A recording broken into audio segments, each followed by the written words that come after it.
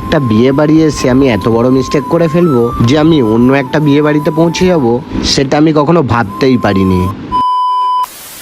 তো বন্ধুরা, কাল ছিল আমার ভাইয়ের শালির বিয়ে, তাই আমি চলে এসেছিলাম সেই বিয়ে বাড়িতে। দেখলাম সেখানে সুন্দর সুন্দর লাইটের গেট করেছিল, আর এদিকে ডিজে বক্সও আনা হয়েছিল। দেখলাম দুটো বাচ্চা ছেলে সেখানে ডান্স করছে, তাই আমি ভাবলাম আগে খাওয়া দাওয়াটা করে নি, তারপর ডান্স করব। এদিকে বিয়ে বাড়িতে ভিড়ও ছিল প্রচুর, এদিকে অনেকগুলো স্টলও বসেছিল। তখনই জানতে পারি এই বিয়ে বাড়িটা আমরা যে বিয়ে বাড়িটা এসেছি সেটা না। এই মিস্টেকটা হওয়ার কারণ আমি সেই জায়গায় কোনোদিন যাইনি, আজ প্রথম গেছিলাম, তাই এত বড় মিস্টেক হয়ে গেছিল। তারপর খোঁজাখুঁজি করার পর ফাইনালি আমরা সঠিক জায়গায় পৌঁছে গেলাম।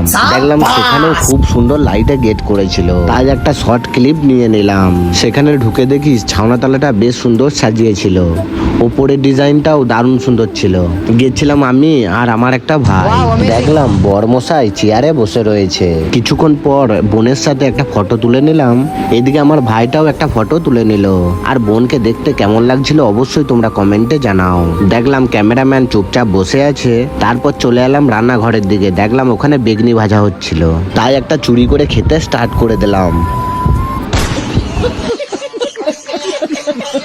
এদিকে বিয়ের লগ্নর টাইম হয়ে গেল, বরও চলে এলো ছাউনাতলাতে। সেই খুশিতে পুরোহিত মশাই ডান্স করতে শুরু করে দিল। তারপরেই পুরোহিত মশাই বিয়ের মন্ত্র পড়তে শুরু করে দেয় এবং বোনকেও নিয়ে চলে আসা হয় শুভ দৃষ্টি করবে বলে। কিছুক্ষণের মধ্যে শুভ দৃষ্টিটাও কমপ্লিট হয়ে যায়। তারপর নেক্সট হয় মালা বদল এবং একে অপরকে মালা পরিয়ে দেয়। কিছুক্ষণের মধ্যে বিয়ে কমপ্লিট হয়ে যায়। তারপর চলে আসছে ডান্স আর খাওয়া দাওয়ার পালা। সেটার জন্য নেক্সট ভিডিও খুব তাড়াতাড়ি আসছে।